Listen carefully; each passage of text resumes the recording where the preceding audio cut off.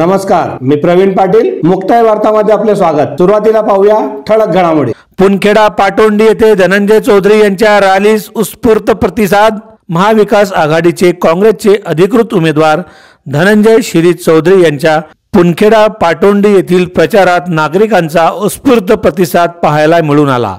पुनखेडा येथे दुर्गादेवी मंदिर व बाल हनुमान मंदिर, श्री साईबाबा देवघर मंदिरात दर्शन घेऊन प्रचारास सुरुवात करण्यात आली. यावेळी डॉक्टर सुरेश पाटील खानापूर, चंद्रकांत पाटील, समाधान पाटील, दिनकर पाटील, वसंत बाजीराव पाटील, लीलाचंद नाना पाटील यासह मोठ्या संख्येने नागरिक उपस्थित होते.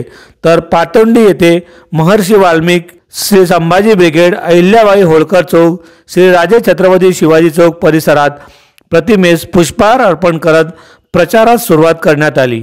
यावेळी गावातील महिलांनी धनंजय चौधरी यांचे औक्षण केले.